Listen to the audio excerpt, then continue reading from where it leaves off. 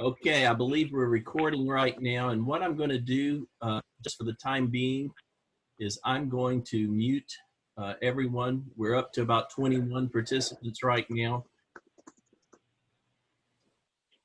and so we'll get going here.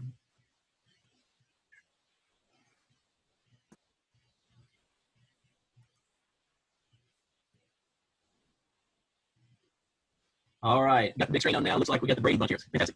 Welcome to our first strategy session. Today, I want to do this today, tomorrow, and Wednesday. I was planning on doing it today, Wednesday, and Friday, but I got so much feedback from business owners about let's move faster, and that makes perfect sense to me. So we're going to cover working remotely today, and we got Jason Rorie with us, who's going to talk specifically about cyber security as it relates to working remotely. And tomorrow, we're going to talk about business continuity planning in an emergency. And hopefully, we'll have that bill passed by the Congress today, and I'll be sharing with you some things that are available to small businesses, some relief resources from the government. So just pray that thing gets passed today, and we have that available to talk about tomorrow. But tomorrow we're going to talk about the 7-step process that I use in emergency business continuity planning. And I've been working with it myself, and I have to tell you that it's given me a whole lot of peace of mind and confidence in where things are going, because we don't know where this is going to end. We don't know when it's going to end, but it is going to end. And we need to have a plan, a very fluid plan, and we'll be talking about that tomorrow. And then on Wednesday at noon, we're going to talk about the emergency paid sick leave and the emergency family medical leave act that was passed last week. It goes into effect on April 2nd. And hopefully Mike Dover will be with us. Mike is an HR specialist, and we'll be talking about those items as well as we'll be talking about questions related to HR. A lot of my clients have asked questions about what's the difference between a furlough and a layoff and some of those kinds of things. So we'll be talking about that on Wednesday. Hey, Glenn. Yes. Hey, Glenn, there's something going on with your audio where it keeps on getting real choppy and we can't hear you. And then for a little bit, it got better and we could hear you perfectly fine, but then it goes real choppy again. And there's lots of people complaining about the same issue through the chat. All right, I'm seeing it now.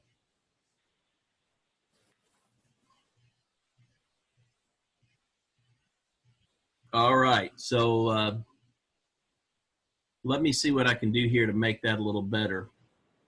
I apologize for Glenn, that. if there's any way for you to dial through the phone, it might be better. I don't know if that's possible.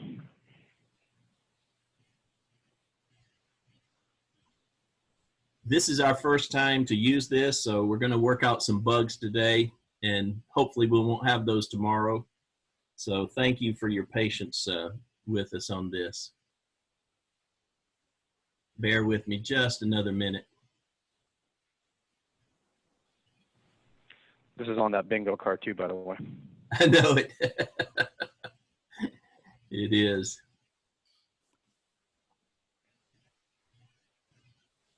Hey, Glenn, this is Christy Spencer. Hi, how are you? Very good. How are you, Christy? Good. I noticed there's some people who have not muted their microphones. I don't know if that will make it easier or not, but if they don't know anything that they say or do, everybody will be able to hear. Yeah, that's a good point. I have the ability to mute everyone who's on computer, but are you on phone, Christy?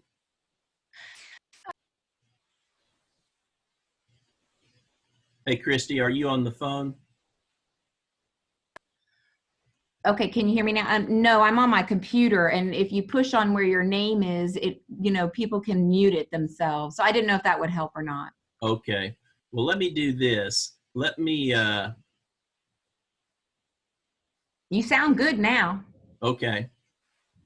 Well, let's see how this goes. I'll talk a little slower, and I'll try to be a little closer to my microphone. All right. So basically, you've got the chat going on the right. Thank y'all for using that. Let's keep using that. If audio continues to be a problem, just keep letting me know, and I'll do everything I can to try to improve that. But you may have questions as we go through today, and please put those in the chat, comments, questions. I'm getting notice about my speaker, so can y'all hear me okay right now? No?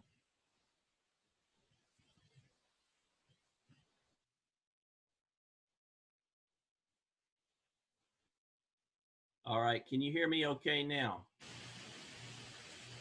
I'm coming through okay? Good, I see the nods. I just made a change in my setting.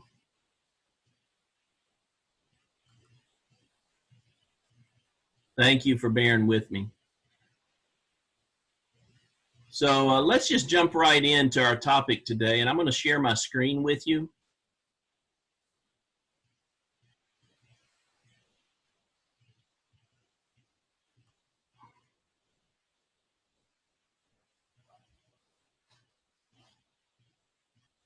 And King and Kelly, I see y'all right up at the top here.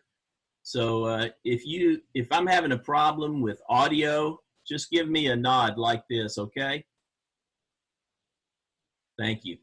So let's talk a little bit about working remotely, and then I'm going to bring up Jason in just a moment. But the big fear that I hear from employers is, will my people be productive working from home?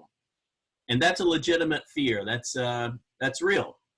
And so the answer is they can be. They can be very productive. And in fact, if you'll use these tips I'm going to share with you today, I think you'll find that they might even be more productive working from home. But you as a manager and as an owner, you may need to be more proactive in how you lead and how you manage your team. And I want to give you 5 tips that'll help you with that. First off, you want to start with a conversation with your employee. Just talk to them. And if you got a team, talk to them as a team. And ask them how they feel about working from home. Ask them if they've had any experience working from home. Ask them what challenges they see that they think they're going to have working from home. And by the way, let me tell you this, you don't have to write all this stuff down. If you want a copy of my notes that you're seeing, just email me after this and I'll send you a copy. So I should have said that earlier. So just email me and I'll be glad to share this with you. And also, if you can stay with me till the end, I've got a resource I want to send you if you want it for working, leading your business during scary times. But anyway, let me get back to number 1. Start with a conversation. Just talk to your employee about the challenges of working from home, what they see, what you see. Ask them directly, how productive do you think you can be? And then ask them about their work area. If you're working from home, where are you going to work? Do you have a desk? Are you going to work at your kitchen table? You're going to work on the coffee table? Just ask them to describe their work area and ask them, is that a good space for you? Is that the best space for you? Because just talking about it together, you'll get a picture in your mind of what their work environment is going to be like. And that helps you, and it also helps them think through that space. So ask them about the work area. Ask them how they'll manage distractions. The truth is, most of our children are home right now. You know, you're sitting at home thinking about household chores that you haven't had time to do, and you're thinking, you know, I probably could do that right now. Or for me, I'm sitting here looking out my window thinking, you know, I probably ought to go mow my grass while it's not raining. And, you know, there's so many distractions. So ask them how they'll manage the distractions. Ask them what they think their biggest distractions might be. And then ask them what they need from you to be productive. That's important because they may need a laptop, they may need a software, they may need a desk lamp, who knows? They may need something that you're not even thinking about, and it's very simple probably to get. So ask them if they need something from you to be productive, and then let them know that you both have to be committed to making this work. You're committed to making it work. You want them to be committed to making it work. And so just have this friendly, loving conversation about the situation and what we've got to do to work in it together. And start that way. And if you do, I think it'll go well from there. The second thing is make sure they have the resources they need, including security. I'm going to have Jason talk a little bit about security as it relates to working remotely. And so talk to them, make sure they have the resources they need, train them on security issues. Jason's going to give us some tips on that in a few minutes, some things you need to pass on to your employees. So security is a big thing, information security, cybersecurity right now, but it's all doable, very doable, and we have the technology and the resources to make it work. And then thirdly, and this is a huge point, decide on expectations together and write them down. It's so important right now that you write down your expectations of your team and have them write down what they want to commit to. And so it might be things like start at a specific time, start your work day at a specific time, or end your work day at a specific time. That's a huge one, because if you don't, what will happen is they may just not get started till later in the morning, or they may think, well, I can just work at night. But get a specific start and stop time from them that they're going to be working. And then B, set a routine. See if there's a routine you can create for them, or let them create a routine. There might be certain things they do in the morning, certain things they do in the afternoons. There might be a certain checklist of things, a daily routine they go through. But talk about their routine and help them think about, let's make things as routine as possible, because routines create efficiencies. And set a routine. C is be available by phone or instant messaging at all times, or set times that you'll talk.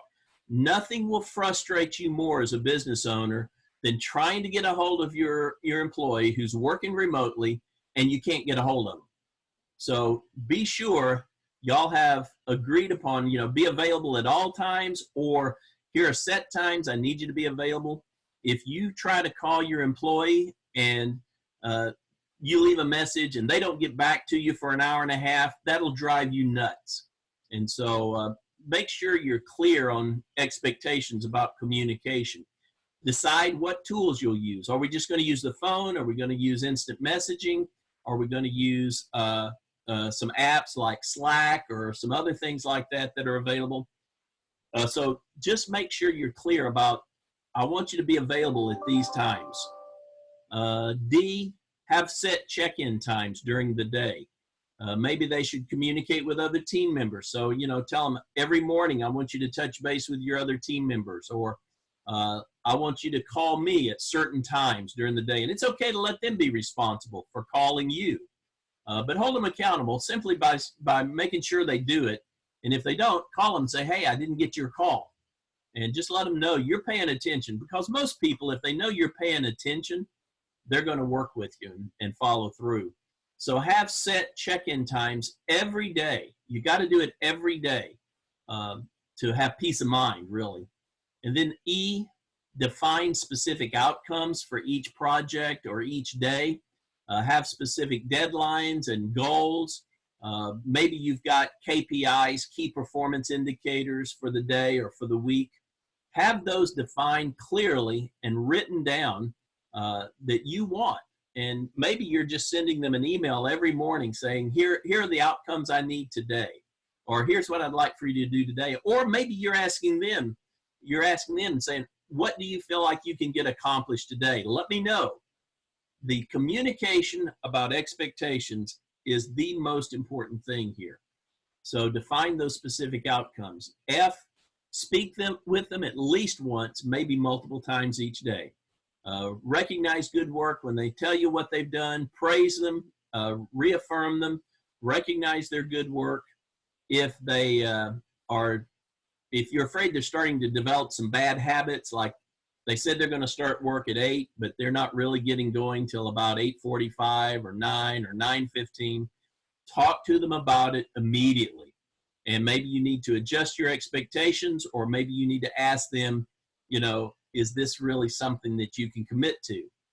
So work it out, talk about it, correct bad habits before they become habits, correct them before they form. So speak to them daily. And then G, agree on specific record keeping or documentation that you want daily. It might be that every day they document their work hours. They just write them down, or they record them on a shared document that you can look at. Maybe you use a CRM or some kind of data management system where they can enter their activity. Sales teams are used to doing this all the time. And so have some agreed upon record keeping and documentation system. And some great tools that are free are Google Docs. You might, if you're a Microsoft user, you might want to use SharePoint. You may have some industry specific softwares that you like to use. Just make sure you're agreed upon what their written documented communication is going to be every day.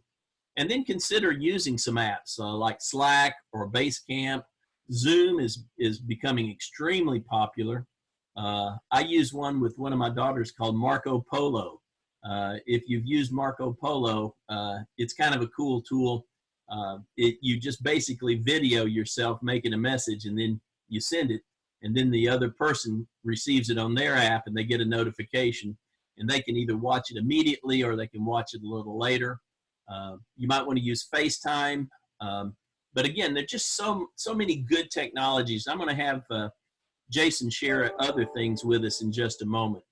So anyway, let us know in the apps what you like, and that would be great. And by the way, King, I'm going to depend on you, if you don't mind, to communicate with me, because while I'm doing the screen share, I can't see the chat.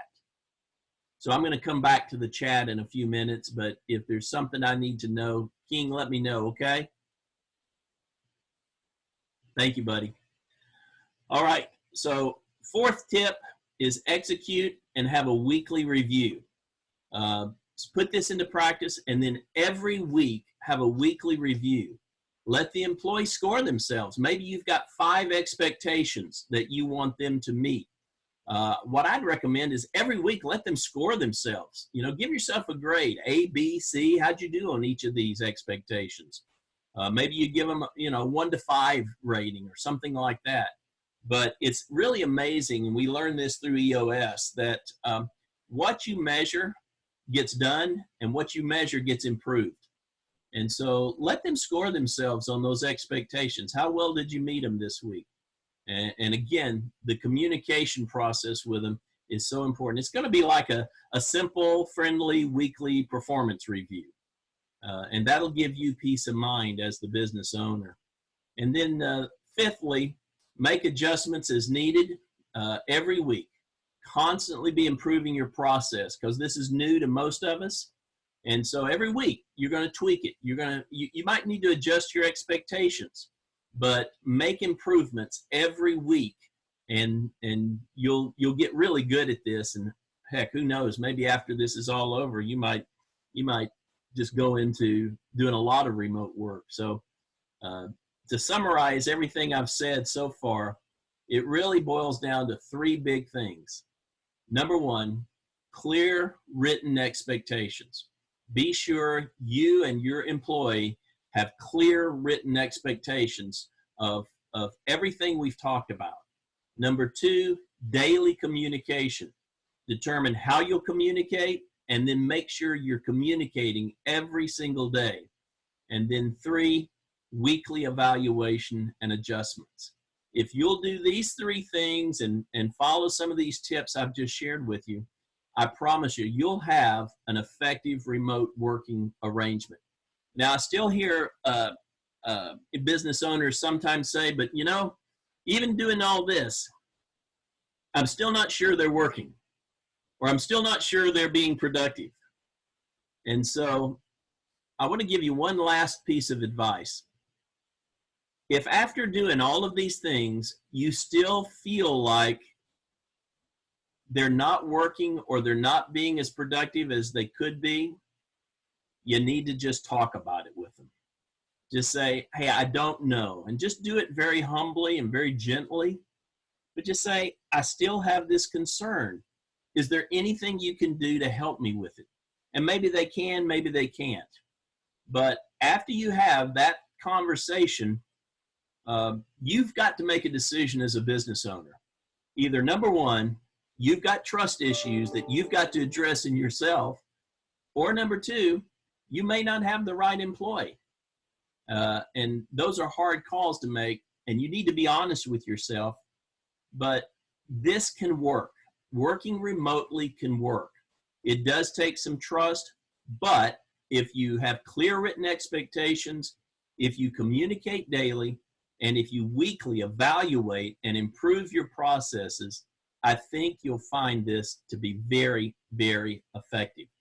So I'm going to stop with that, and I'm going to change the screen so I can check the chat questions.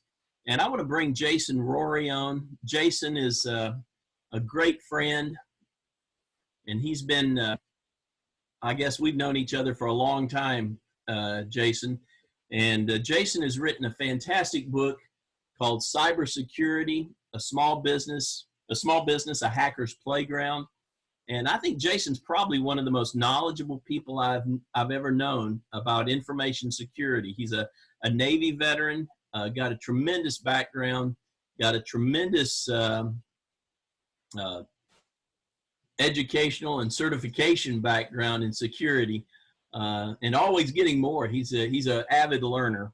But I want Jason to talk to us a little bit. And by the way, in his book, Jason, you put a chapter in here entitled Secure Networks for Remote Workers. And I want you to just start, if you would, by telling us what are some of the things you're doing for your clients right now to help them that maybe they need to ask their service providers to do for them, or at least just be aware of. So Jason, share with us what you're doing right now. Oh, what we're doing for our clients, obviously, is getting them set up remotely.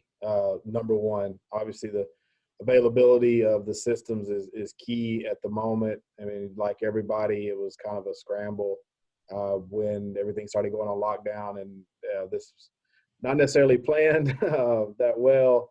So that's been key, is first off getting them functional. That's the biggest thing, is if you're going to send people home to work remotely, making sure that they actually have the ability to do so is critical.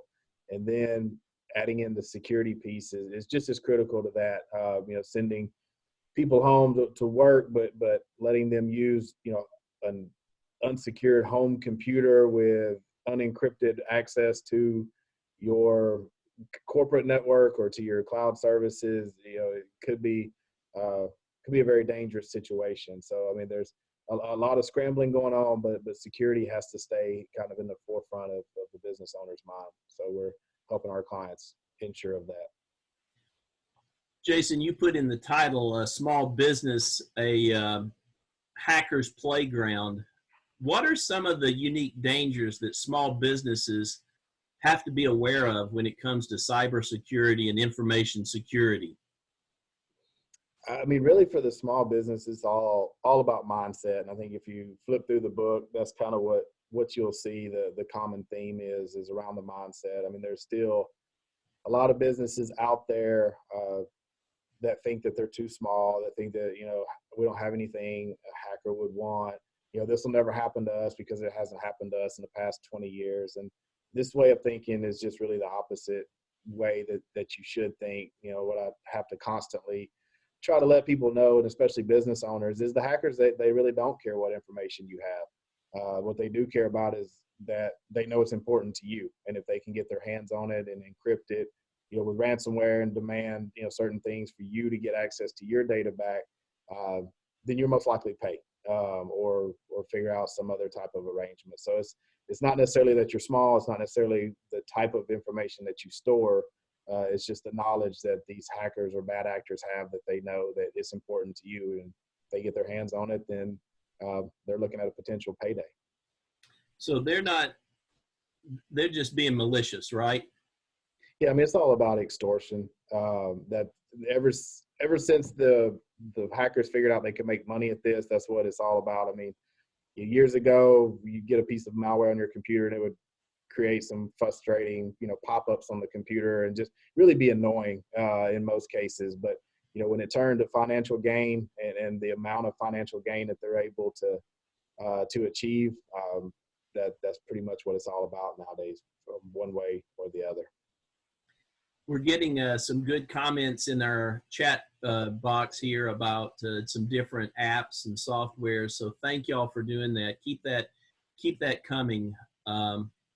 There's Cody asked the question about using Teams with success. Jason, are you seeing any of your clients using Teams, or y'all using it? I know you do some pretty unique stuff in your company. Tell us about that. Yeah, we're using Teams extensively. We always have, probably now more a little bit than in the past, but our voice over IP system, Ring Central, has been critical for when we send people home, so we can operate from a phone system perspective. Like everyone's here in the office, our receptionist has our phone at home.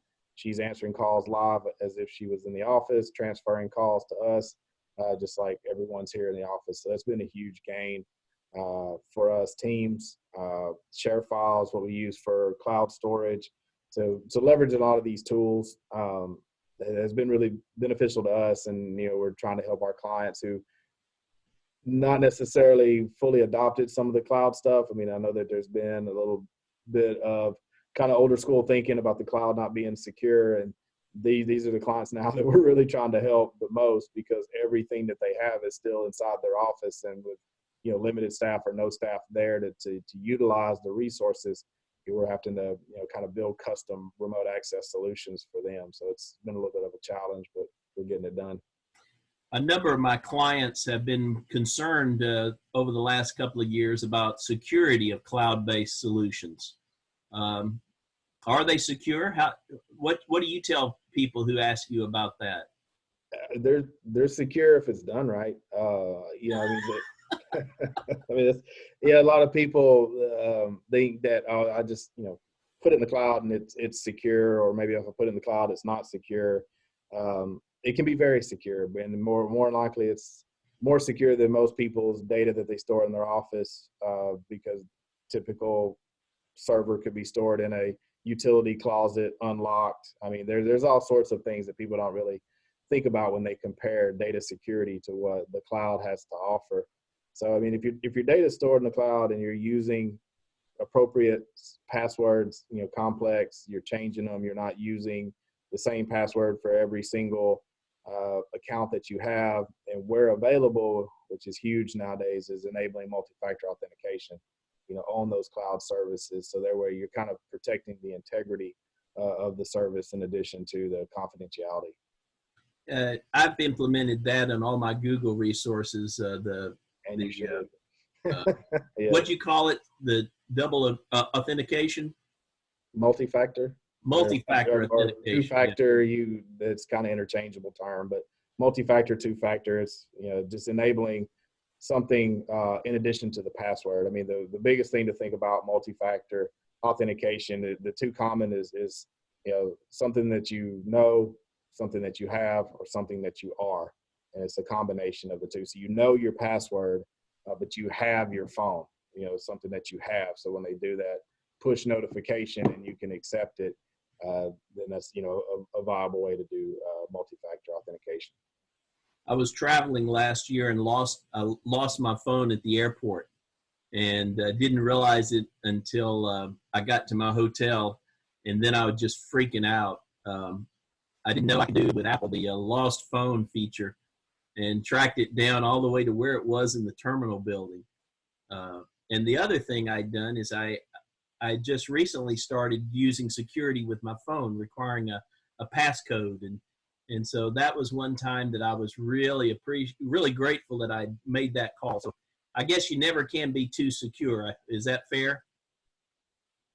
Yeah, that's fair. I mean, in some cases, you can go overboard. I mean, the way people think about security, and most professionals, I guess, opinion is when they ask, how much security is enough, and enough is enough, because you can, in some cases, take it too far to where people will find a way to circumvent the security because it's hindering them from doing their job.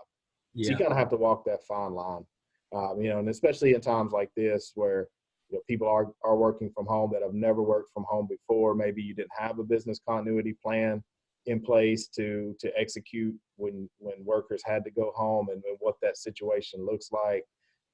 Are you as a business owner allowing, as of today, people to use their home computer to build a VPN tunnel directly into your office to gain access to your information?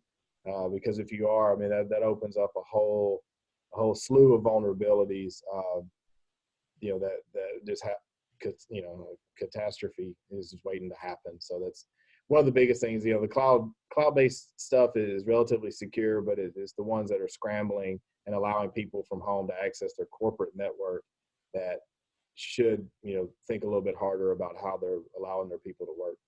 So you mentioned the VPN. Can VPN be secure? Yeah, absolutely. It can be, and you can put multi-factor authentication on top of it as well. Yeah, the thing that you have to consider most about a VPN is when you connect it, it is creating a tunnel from your house into the corporate network. So let's say, for example, you have that capability. Even if the VPN is secure, is one thing, but it's what's on that computer that could potentially spread through the VPN tunnel is really what the concern is. So that's why we've tried to work with the majority of our clients to say, look, if you're going to allow people to VPN into the network from home, please send them with a corporate asset to do so. That way we can monitor it, we can have our antivirus on it, we can manage it and ensure that it's clean and secure. Because what I worry about is the ones that maybe they just have a single computer at home, their kids use it, other people use it, then you get on it to then connect the VPN to do your job, and any type of malware, virus, etc., that could potentially be downloaded through the use at home could find its way across that tunnel and into the corporate network. So it's just a little cause of concern. So you recommend that the company provide the computer and it be dedicated for company use? Absolutely. If possible, yes. I mean, that is the best case scenario. If not, totally understandable. I mean, I get it. You have to do what you kind of have to do to get people working. And if you don't have extra spares and they're flying off the shelf, they're even hard to get at just local Best Buys and the Fry's of the world. So if a home computer is what it takes to get someone productive, then that's what it takes. But I would urge that you work with your IT person, whoever that is, to see if they have the ability to extend some of their services out to that home computer to ensure its proper level of security if it's going to be connecting back to the corporate network. So right now there's some unique threats that have been brought about by COVID-19 and some stuff that's happening. Tell us what you see happening right now with regards to our unique situation. Most of it's phishing emails. There's been a ton released out there. I mean, obviously these bad actors, hackers, whatever you want to call them, they're going to take advantage of any situation that they can.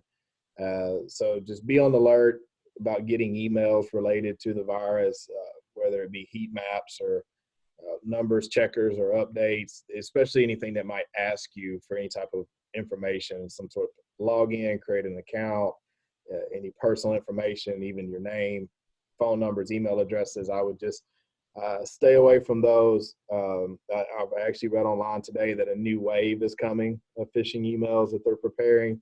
So you just kind of have to be vigilant there. Probably the worst I've seen in addition to the phishing emails is actual software. I think a group of hackers created a heat map style application that you could download from a website.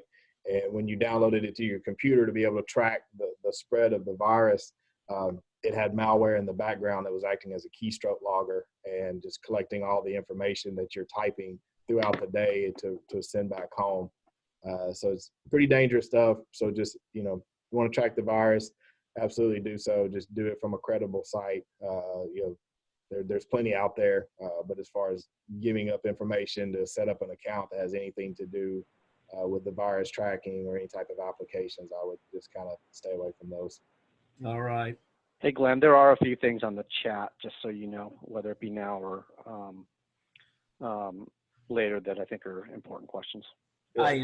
Thanks, King. I appreciate that. Jason, some questions that have come in are, how secure are things like Chrome Desktop?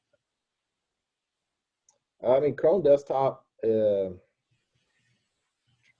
honestly not familiar with the Chrome Desktop. I mean, outside of the browser, is that kind of the same that they're asking? So, I mean, there's concerns about Chrome, or really any browser. It's not just Chrome. I use Chrome myself.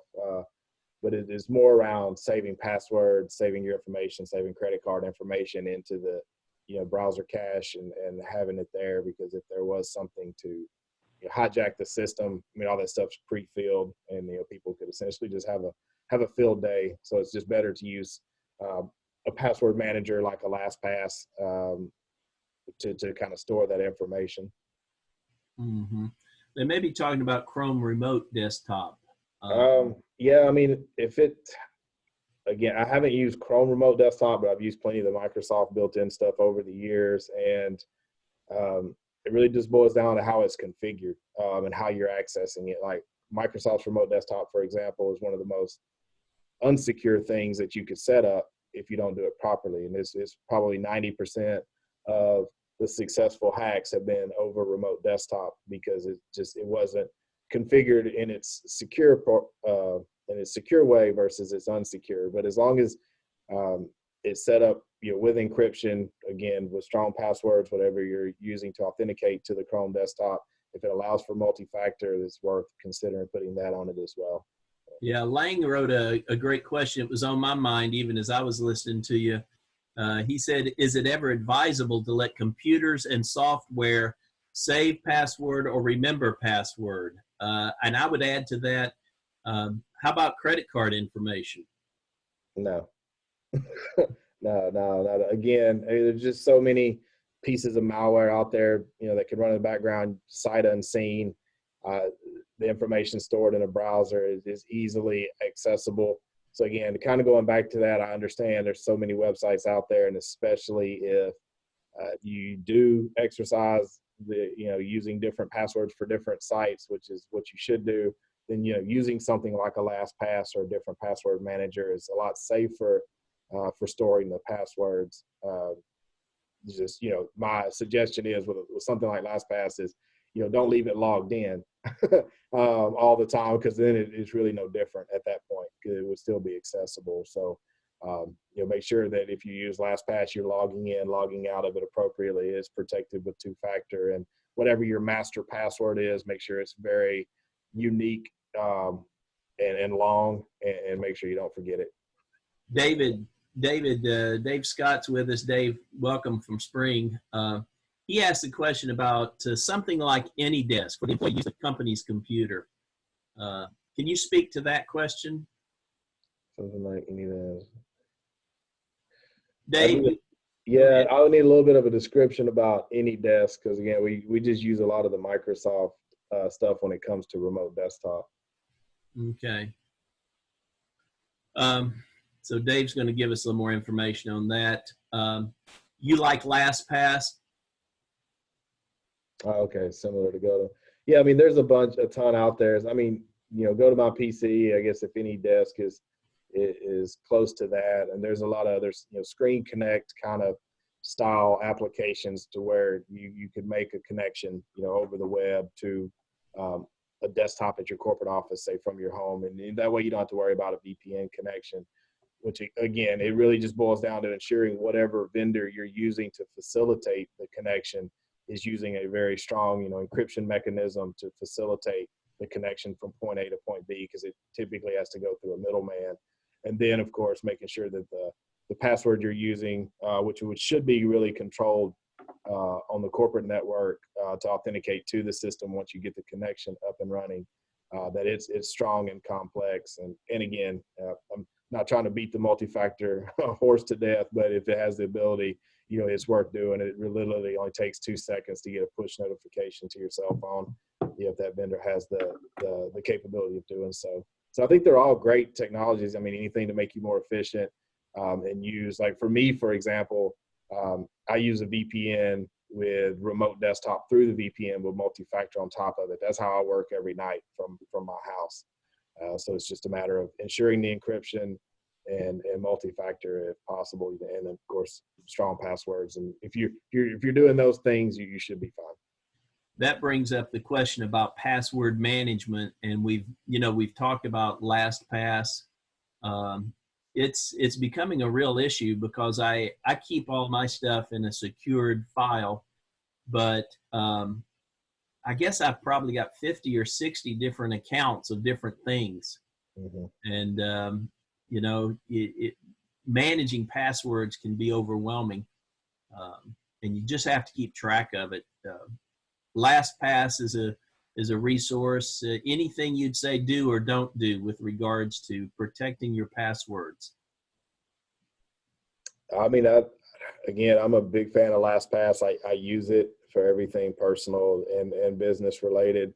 And again, I mean, it's a great tool if you use it correctly. And to me, that means, logging in. Of course, you won't be able to log into any of your websites. I mean, if you don't know the password off the top of your head, I mean, a lot of people rely on LastPass because it has the ability to randomly generate very complex passwords that it can save for you. So essentially, you don't really know the passwords to any of your websites. That's why it's so critical to make sure you always remember your master password.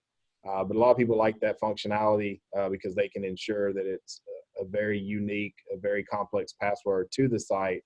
So if someone were to try to guess the password or do a brute force attack on someone's account, that the chances of them figuring out are next to nothing. But with that does become proper use of LastPass. Again, logging in, logging out, using multi-factor. So when you do log into LastPass from either your mobile device or your desktop, your laptop, that it'll send a text message to you with a PIN code that you can enter to validate your account. And then from there, just like a normal password manager, as soon as you go to your bank's website, LastPass can pre-fill the authentication username password for you, log you in, and use it as normal. Jason, are you familiar with Dashlane? Eric brings up a great question. Any pros and cons of LastPass versus Dashlane? Are you familiar with that one? I haven't used Dashlane, so I can't really speak to the pros and cons, but it's something I can look into. Eric, do you want to say anything about Dashlane? You're okay. All right. Y'all keep the questions coming in. We got just a few more minutes, and I want to make sure we address everybody's questions. So, Jason, one of the things that I think many times business owners don't realize is the greatest vulnerability in their security is actually their employees. Yes. Say more about that. Well, it absolutely is. That's why there's the term coined out there now, the human firewall, and that's what we all achieve with our employees to create is that human-based firewall. And that's why in today's world, cybersecurity awareness training is just as important as the technology that you have that helps secure your business. So if you're not training your staff, if you don't have something in place, at least from an email phishing simulation perspective, I would heavily suggest looking into doing it. Talk to your IT provider to see if it's something that they can help provide you. Because now's I know it sounds kind of crappy, but now's a really good time to test people. And I actually had that conversation with actually my cousin. He's a CPA, and he wanted to do a phishing simulation against his employees. I think they're a CPA firm that's like close to 40 people. But then he backed off of it and said, well, with the spread of the virus and the tax deadline approaching, this was prior to them extending it. He's like, I don't really want to push people over the edge. I don't want to test them right now. I was like, why not, man? This is the best time. I was like, because if they're going to make a mistake, they're going to make it now. Yeah. So it's just, I know it's kind of harsh to say that, but it's people get phishing emails multiple times a day. So I think if you're not testing their ability and tracking it and reporting it and looking at the month over month trends of is it working, and being able to measure the success of the awareness, training, which does go beyond phishing. There's a lot of aspects of security that employees are really kind of responsible for. I mean, even down to your receptionist, if you think about it, she's on the front line and he answering the phones, answering questions that people are calling, the phishing style hacking tactic, which is basically phishing over the phone. It's becoming more and more popular where people are just calling, and if I called a business and just simply ask, hey, who's the person that's in charge of your accounts payable? I need to talk to someone about, a past due invoice or something like that. And if they give that person's name, now I have all I need to do then to go search social media, find out exactly, what her email address probably is, because it's probably on her LinkedIn profile, or him. And then I can launch a spear phishing attack and go straight after that person, because I know that she's the accounting person and she's the one responsible for paying bills. So if I can hook her with a fake invoice or a fake sales order, then I've got what I need. So it's just very, very important to train your people to be super vigilant with the emails over the phone, and just slowing down and validating. I've seen people quit their jobs through phishing emails because they thought they were arguing the CEO when they really weren't. I've just seen all this stuff firsthand, and it really could have, in most cases, be prevented if people would have just slowed down a little bit and been taught to verify these certain events. So. Yeah, unfortunately, I've had a couple of clients, or actually several clients this past year, either get taken advantage of through extortion or almost get taken advantage of. Ransomware is a huge thing. You talk about testing, and Dave asked a great question. Can we as business owners, if we have a little savviness about us technology-wise, can we do phishing simulations, or do we need somebody with a little more skill or resources like you have to do that? I would say you can't do it. I'm not saying that you shouldn't. I mean, most places that do the phishing, simulations, obviously you have to set up an account. There'd be, some fees associated with it. Some are just in the IT channel for obvious purposes, but some aren't.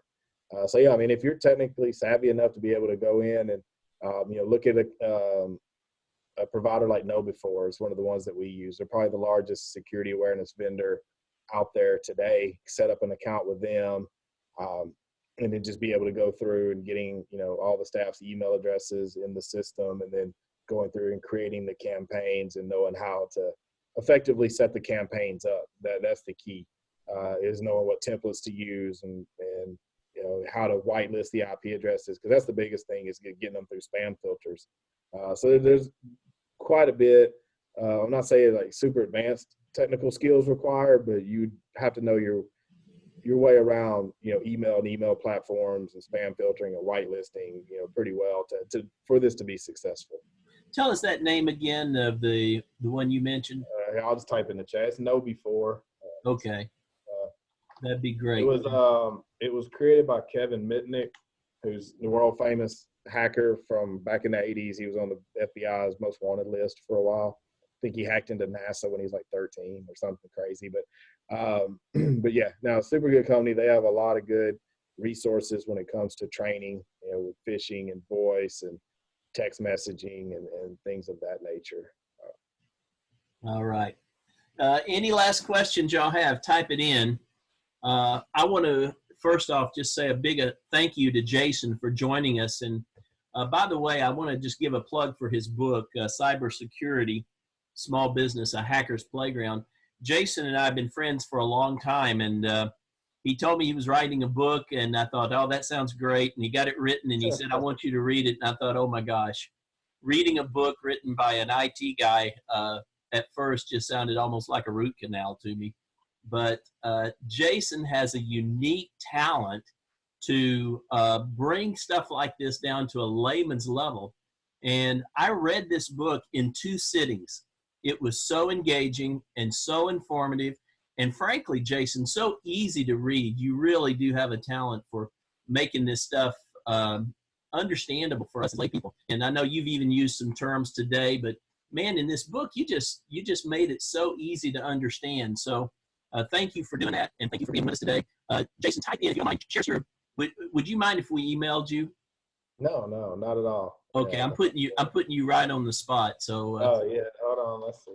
Well, I definitely appreciate the opportunity. I wanted to write the book specifically for small business owners. I mean, that's who I've dealt with for the past 20 years. That's what I love to do, is my passion, helping out the small business community. And I wanted to write it in a way that small business owners could understand it and understand, the real validity of the threats and then the things that they could do to help, protect themselves. So I definitely appreciate the kind words.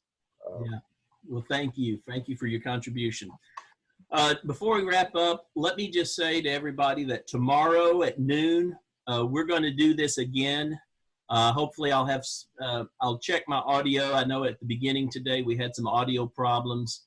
I'm going to troubleshoot that and make sure that's corrected by tomorrow. But tomorrow at noon, we're going to do a session on business continuity planning in an emergency. The situation we're in calls for planning, and most of us as small business owners probably do not have a business continuity plan for an emergency like this, but we can create one. And like I was telling you earlier, I've worked on mine the last few days, and it's really given me a lot of peace, a lot of confidence on moving forward. And hopefully today the Congress is going to pass a new stimulus bill to help small businesses. And if that's available, I'll be sharing that with you tomorrow as well.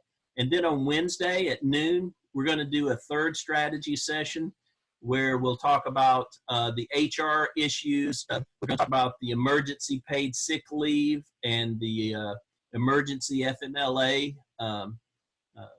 laws that were just put into, just passed, and they'll go effective April 2nd. So hopefully Mike Dobert will be with us to help us with that. And these will be good sessions. So feel free to email me. I told you at the beginning I had a resource that I wanted to share with you.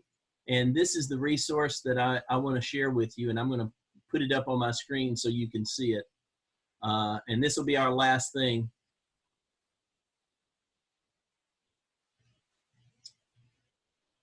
Back in right after 9/11, another coach, a guy by the name of Dan Sullivan, created this document called the Scary Times Success Manual.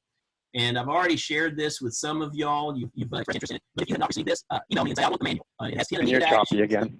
What's that? You're very choppy again. Okay, sorry about that. Email me, and I'll send this to you. So it's got 10 things that you can and need to do. I think it's in chopping when I screen share. All right, so email me, and I will get that to you. And again, thank you everyone, and we'll fix these technology problems tomorrow, and we'll do this again. So thank you all, and goodbye. Thank you. Thank you.